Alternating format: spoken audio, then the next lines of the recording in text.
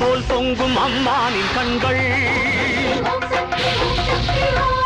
கண்ணால் மருள் மாயை போக்கிடும் மாதா